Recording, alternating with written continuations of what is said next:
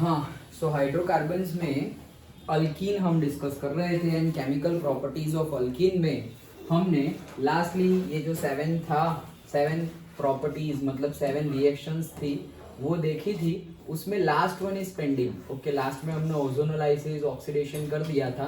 Okay, the polymerisation pending था। Okay, तो वहां से स्टार्ट करते हैं।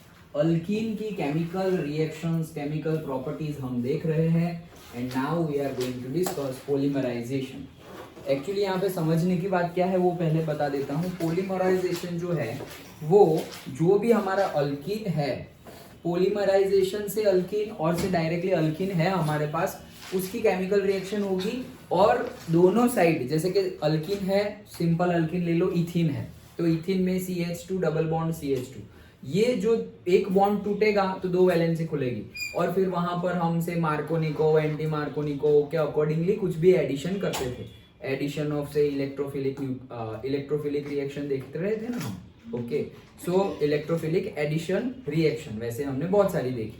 तो ये जो बॉन्ड टूटता था वहां पे हम कुछ ना कुछ ऐड करते थे। अब ये जो बॉन्ड टूट रहा है उसके दोनों साइड हम पॉलीमर्स ऐड कर रहे हैं, लॉन्ग चेन ऑफ कार्बन।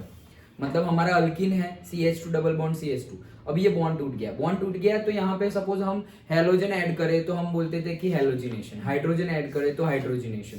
वैसे ही हम दोनों साइड, बॉन्ड टूटा तो 2 वैलेंसी खुली, दोनों साइड हम polymer, long carbon chain polymer की ऐड कर देंगे तो वो हो जाता है पॉलीमराइजेशन। दैट्स इट, इतना सिंपल है।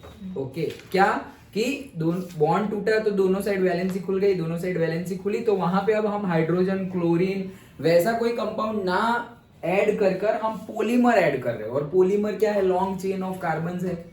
ओके, तो दोनों साइड हम पॉलीमर ऐड कर रहे हैं तो ये भी क्या हो गया, पूरा का पूरा पॉलीमर बन जाएगा। हाँ, तो पूरा का पूरा पॉलीमर बनेगा और पॉलीमर बनेगा इसीलिए ये प्रोसेस को क्या बोलते हैं? पॉलीमराइजेशन। जैसे क्लोरीन ऐड कर दिया तो हम बोलते थे क्लोरीनेशन, वैसे ही पॉलीमर ऐड कर दिया तो प्रोसेस का नाम हो गया पॉलीमराइजेशन। डन। ओके, सिंपल ये है। और ये एक्चुअली थोड़ी बहुत नहीं, एक्चुअली ये धीरे धीरे हमें कम करनी पड़ेगी अल्कीन की ये प्रोसेस। क्यों? क्योंकि ये जो पॉलीमर्स बनते हैं हमें पता है पॉलीमर्स जल्दी डिस्ट्रॉय नहीं होते। ओके, जैसे कि प्लास्टिक। ओके, यस, तो वो जल्दी डिस्ट्रॉय नहीं होते तो क्या है कि भाई हमें बनाना तो है, मतलब सब कुछ हमें बनाना बहुत अच्छा लगता है, लेकिन एट द सेम टाइम फिर हम थोड़ा ऊब जाते हैं चीजों से। ओके, तो भाई कुछ भी बना है बस बहुत हो गया, दैट्स इट, अब कुछ नया और नया लाओ।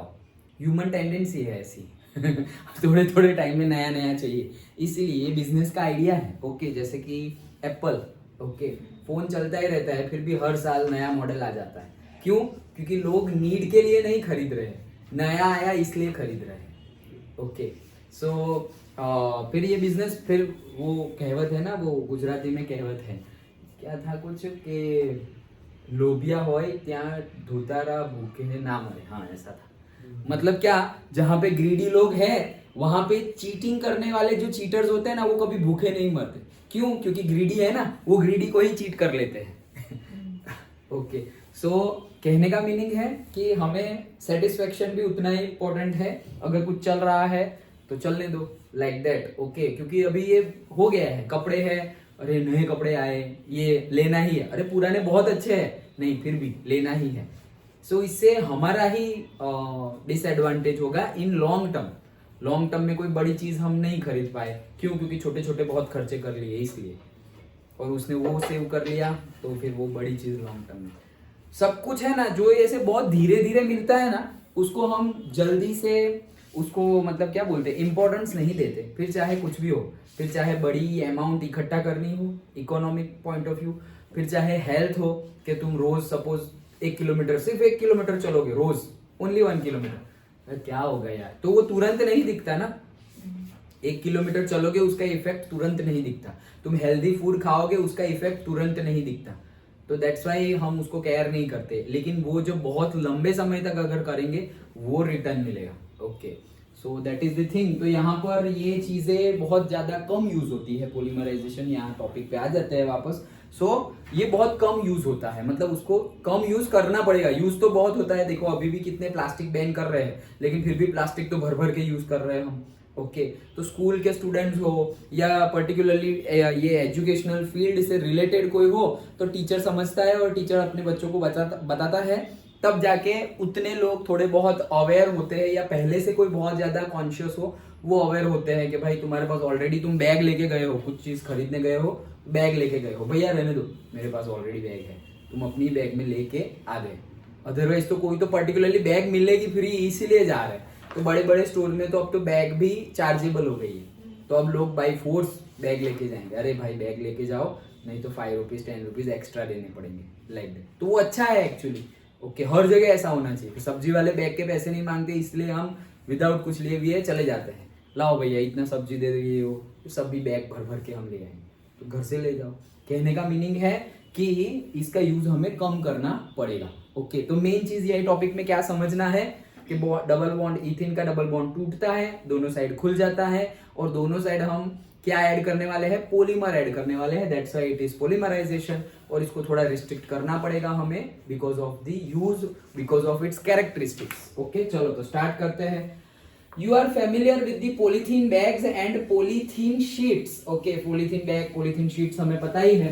Polythene is obtained by the combination of large number of ethene molecules at high temperatures. मतलब बहुत सारे इथीन मॉलिक्यूल्स बहुत सारे हैं हमारे, बहुत सारे, मतलब n अमाउंट ऐसा, जैसे कि 2 ले तो 2 मॉलिक्यूल ऑफ इथीन, फिर आगे 3 लिख दोगे तो 3 मॉलिक्यूल्स, तो वैसे हम कितने ले रहे हैं n molecules, n in the sense बहुत ज्यादा। ओके बहुत ज्यादा अमाउंट में ले रहे हैं ethene molecules at high temperature high pressures and in the presence of catalyst। तो हाई टेम्परेचर लेना पड़ेगा, हाई प्रेशर एंड कैटालिस्ट भी लेना पड़ेगा ये बनाने के लिए। The large molecules thus obtained are called the polymers। अब जो लार्ज मॉलिक्यूल बनेंगे उसको ही पॉलीमर्स बोलते हैं। मतलब क्या, तुमने इथिन का एक मॉलिक्यूल लिया, फिर बॉन्ड टूटा, डबल बॉन्ड टूटा, 2 वैलेंसी खुल गई, मतलब अगर सिंपल यहां मैं बता दूं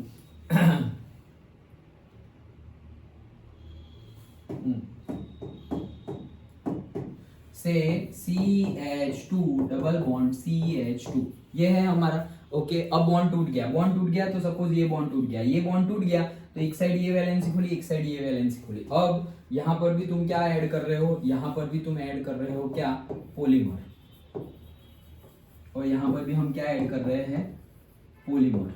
तो देखो सिर्फ एक इथीन से पूरी की पूरी लॉन्ग चेन बन गई, क्योंकि ये लॉन्ग चेन था, ये भी लॉन्ग चेन था, और बीच में हमने इथीन डाल दिया, तो इथीन का पॉलीमर बन गया, इथीन का पॉलीमर बन गया। लेकिन ये तो हमने एक ही इथीन लिया हुआ था, वैसे 2 लेते तो ऐसे 2 बनते, 3 लेते तो 3 बनते, तो हम तो ले रहे हैं बहुत सारे n नंबर्स, तो बहुत सारे पॉलीमर्स बन जाएंगे लॉन्ग चेन। ओके तो वही चीज बता रहे हैं, इसी को बोलते हैं पॉलीमराइजेशन। हाँ, the simple compounds from which polymers are made are called monomers। तो भाई जो सिंपल कंपाउंड होते हैं जिसमें से ये पॉलीमर बनते हैं, एकदम सिंपल कंपाउंड, उनको मोनोमर्स बोलते हैं। Other alkenes also undergo polymerization. Okay जैसे कि देखो ये N लिया, CH2 high temperature high pressure and catalyst, बस टूट गया, तो CH2 ये जो डबल बॉन्ड टूटा था उसी से 2 वैलेंसी खुलेगी, तो वो 2 वैलेंसी हम यहाँ ऐड कर रहे थे, क्लोरीन ऐड कर दिया, हाइड्रोजन ऐड कर दिया, तो यहाँ खोलने की बजाय हम ऐसे खोल दिए। भले ही ना तुम यहाँ खोलो, यहाँ पे पॉलीमर ऐड कर दो, यहाँ पर पॉलीमर ऐड कर दो, दैट्स इट। ओके तो सिंपल ये था हमारा, देखो इथीन में से बना, दैट्स व्हाई इसका नाम है पॉलीथीन। फिर अगर तुम यहाँ पे प्रोपीन लेते और फिर डबल बॉन्ड तोड़ते और फिर वो जो 2 कार्बन है वहां पे पॉलीमर ऐड कर देते, तो वो क्या बन जाता, पॉलीप्रोपीन। ये पॉलीइथीन है, पॉलीइथीन को ऐसे दाबेली कंप्रेस कर दो, पॉलीइथीन, तो क्या बन गया वो, पॉलीथीन। तो पॉलीप्रोपीन, तो वो क्या बन गया, पॉलीप्रोपीन। डन। ब्यूटीन लिया तो poly butene, like that. Okay so वो बन गया सिंपल। देखो जैसे ये लिया है हमने, ये रहा है ये एग्जांपल हमारे पास, तो ये प्रोपीन है, high temperature high pressure catalyst. Okay again ये देखो कौन सा बॉन्ड टूटेगा, ये बॉन्ड टूटेगा, ये वाला डबल बॉन्ड ही टूटेगा ना। तो डबल बॉन्ड टूटा है तो पॉलीमर कहाँ ऐड होंगे, एक CH2 वाले पे और एक CH वाले पे, क्योंकि उसका बॉन्ड टूटे है। यहाँ पे मत ऐड कर देना, ये तो CH3 है ऑलरेडी। ओके तो यहाँ पे टूटेगा, मतलब ये CH है, वहां पर एक बॉन्ड आएगा। ओके मतलब ये रहा वो, ये CH3 कौन सा है, ये वाला। समझ में आ रहा है ना। हाँ ऐसा 1 दिन में 2 दिन में केमिस्ट्री भूल गया, ऐसा नहीं होना चाहिए। ओके तो ये बॉन्ड टूटा, यहाँ और यहाँ खुला, तो ये CH3 है ना वही यहाँ पे है, और ये बॉन्ड जो है वो यहाँ पे है, तो ये रहा, और इसका जो बॉन्ड खुला वो ये रहा, तो बन गया पॉलीप्रोपीन। Done, simple. ओके, तो पॉली इथीन हमने बनाया, पॉलीप्रोपीन बनाया, अब यहाँ पर तुम ब्यूटीन ले लोगे तो पॉलीब्यूटीन बन जाएगा। सिंपल है। ओके, हाँ बस वो जो अभी मैं बताया वो सारी चीजें लिखी हुई है। Polymers are used for the manufactures of plastic bags, squeeze bottles, squeeze bottles मतलब यही है हमारी पानी की बोतल। Okay, refrigerator, dishes, toys, pipes, radio and TV cabinets. Radio and pipe मतलब रेडियो और टीवी के कैबिनेट्स, कैबिनेट मतलब ऊपर का खोखा बॉक्स। ओके, वो बनाने के लिए ये यूज होता है polymers. Polypropene is used for the manufacture of milk crates, plastic buckets and other moulded articles. तो पॉलीप्रोपीन भी बहुत ज्यादा, देखो पहले पॉलीमर्स का बताया, जनरल पॉलीमर्स का, और फिर पर्टिकुलरली पॉलीप्रोपीन का बता रहे हैं। तो manufacture of the milk crates, milk के क्रेट्स होते हैं पहले, वो अमूल के, तुम्हें दुकान पे जाओगे तो ऐसे येलो कलर के और देखे होंगे तुमने, ओके, तो वो है मिल्क क्रेट्स। प्लास्टिक बकेट्स, तो प्लास्टिक की बकेट्स, वो जिससे हम स्नान करते हैं तो होती है ना प्लास्टिक की bucket. And other moulded articles. Done. Okay, तो डिफरेंट मोल्ड किए हुए आर्टिकल्स। अब तो पॉट भी आ गए, ये नहीं है, ये तो सिरामिक है, लेकिन अभी लेटेस्ट ये भी आ गए हैं। तो क्या होगा कि भाई सिरामिक का कंजम्पशन कम हो जाएगा और वो प्लास्टिक आ जाए। इससे फायदा क्या हुआ? फायदा मतलब फायदा भी है और नुकसान भी है। ओके, सिरामिक का कंजम्पशन कम हो गया तो होगा क्या, वो सिरामिक तुम कोई और जगह पे अच्छे से यूज कर सकते हो, जहां पे जो भी टाइल्स बनानी हो, ग्लास बनाना हो, तो सिरामिक वहां पे यूज आता है ना। ओके, तो सिरामिक का कंजम्पशन कम हो गया। लेकिन डिसएडवांटेज क्या है? डिसएडवांटेज ये भी है कि ये अगर सनलाइट के अंदर में कंटिन्यूअस रहे तो इसको कुछ नहीं होगा। प्लास्टिक जो होगा वो कंटिन्यूअस सनलाइट के अंदर में रहे तो उसका पहले तो कलर फेड हो जाएगा, कलर फेड हो गया, फिर बहुत सालों बाद वो क्रैक्स हो जाएगा। वो पूरा डिस्ट्रॉय नहीं होता लेकिन अपनी फॉर्म्स चेंज कर देता है। ओके, तो उसमें क्या हो जाएंगे, क्रैक्स आ जाएंगे एंड ऑल। लेकिन वो जब तक क्रैक आता है ना तब तक तो ये टूट जाता है। क्यों? क्योंकि इसकी भी तो लाइफ है, सिरामिक की भी लाइफ है। तो अपने एडवांटेज डिसएडवांटेज है सबके, लेकिन बहुत सारी जगह पर ये पॉलीथीन ने मतलब से हमारे पॉलीमर्स ने बाकी पहले के जो चीजें हम यूज करते थे उसको रिप्लेस कर दिया है बहुत सारी जगह पे। ओके, इवन बहुत सारे कपड़ों में भी ये यूज होता है। ओके, कपड़ों में हम जो कपड़े पहनते हैं उसमें भी तो होगा क्या पता है, वो चलते ही जाएंगे कपड़े और फिर तुम्हें फेंकने पड़ेंगे, और फेंकोगे तो भी वो चलता ही जाएगा। मतलब उसको जनरली इजी वे में डिस्ट्रॉय किया जा सकता नहीं है। ओके, तो वही सारी चीज, ये तो हमें यूज बताए गए हैं। दो these material have now become common, अभी बहुत कॉमन हो गए हैं, बहुत ज्यादा common. Excessive use of polythene and polypropylene. Okay, polypropylene yes is a matter of great concern for all of us. तो ये क्यों मैटर ऑफ ग्रेट कंसर्न है? क्योंकि इसको इजीली डिस्ट्रॉय किया जा सकता नहीं है, इसलिए इसका से एवरेज लाइफ स्पैन 200 ईयर्स है, एवरेज। ओके, मतलब तुमने अभी प्लास्टिक की बोतल ली और तुम्हारे घर के नीचे गड्ढा करके नीचे डाल दी तो तुम्हारी नेक्स्ट जनरेशन भी वो बोतल वापस ले पाएगी, उतनी उसकी कैपेसिटी है। इंसान मर जाता है लेकिन प्लास्टिक है। अच्छा, सो सिंपल है पॉलीमराइजेशन। ओके, तो ये लास्ट केमिकल रिएक्शन हमने, केमिकल प्रॉपर्टीज हमने देखी अल्कीन की, क्या था वो? पॉलीमराइजेशन। एकदम सिंपल था। पॉलीमराइजेशन में क्या करना है, हमारा जो भी अल्कीन लिया हुआ है उसका बॉन्ड टूटेगा और जो दो वैलेंसी खुलेगी दोनों जगह पे पॉलीमर डाल देने हैं। हमने तो डालने भी नहीं है, हमें तो सिर्फ ऐसा बोल देना है कि पॉलीमर खुला रखना है, तो वहां हम पॉलीमर ऐड कर देंगे, तो इसको ही बोलते हैं पॉलीमराइजेशन। फिर दो एग्जांपल गिवन है, प्रोपीन इथीन, तो इथीन में से बनेगा तो पॉलीथीन बन जाएगा, प्रोपीन में से बनेगा तो पॉलीप्रोपीन बनेगा, पॉलीप्रोपीन। पॉलीइथीन तो पॉलीथीन, वैसे ही पॉलीप्रोपीन। डन। ओके, दो एग्जांपल हमें गिवन है, तुम्हें जो लेना हो ले सकते हो, लेकिन डिपेंडिंग अपॉन द एप्लीकेशन हम रिएक्टेंट लेंगे।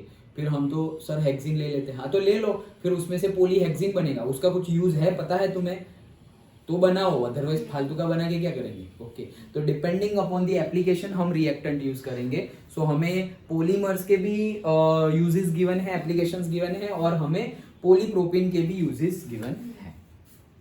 सिंपल है। ओके, चलो तो एक क्विक रिवीजन देख लेते हैं पूरी की पूरी केमिकल प्रोसेसेस और केमिकल रिएक्शंस ऑफ से अल्कीन का। तो क्या देखा था, देखो पूरी की पूरी हम थोड़ा फास्ट में ही देखेंगे क्योंकि हमने डिटेल्ड में डिस्कस कर लिया है। एडिशन ऑफ डायहाइड्रोजन मतलब क्या, एडिशन ऑफ डायहाइड्रोजन मतलब अल्कीन है, बॉन्ड तोड़ दिया, जो दो वैलेंसी खुली, दोनों जगह पे क्या आ गया, हाइड्रोजन हाइड्रोजन, इसलिए उसको बोलते हैं addition of dihydrogen. Next addition of halogen, तो क्या किया, बॉन्ड टूटा और वहां पर क्या आ गया, हेलोजन, तो वो हो गया हेलोजन।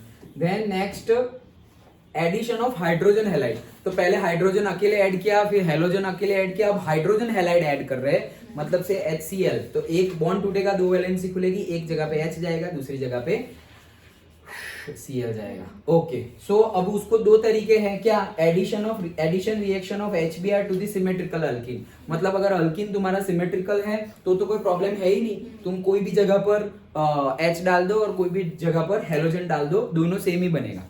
ओके, अगर सिमेट्रिकल है तो, लेकिन अगर अनसिमेट्रिकल अल्कीन लिया हुआ है तो सेम बनेगा नहीं, तो क्या करेंगे, तो अनसिमेट्रिकल अल्कीन लिया तो उसके लिए आ जाता है मार्कोनिकोव रूल। ओके, सो मार्कोनिकोव रूल क्या बोलता था, याद करो, क्या बोलता था, हाइड्रोजन कम हो वहां पे क्या, कौन ऐड होगा, halide group, very good. Okay, so halide group add होगा जहां पे हाइड्रोजन कम है। ओके, डन, दैट्स इट, वो मार्कोनिकोव था। और पर्टिकुलरली एंटी मार्कोनिकोव भी, ये रहा हमारा मार्कोनिकोव रूल। ओके, और फिर उसका मैकेनिज्म भी देखा था, तो इसका मैकेनिज्म कैसे था, आयंस बनते थे और फिर आयंस पार्टिसिपेट करते थे और पूरा का पूरा केमिकल रिएक्शन था। एंड देन हमने एंटी मार्कोनिकोव देखा, तो एंटी मार्कोनिकोव में एंटी होगा मतलब जहां पे हाइड्रोजन ज्यादा होंगे वहां पे हैलाइड ग्रुप ज्वाइन हो जाएगा।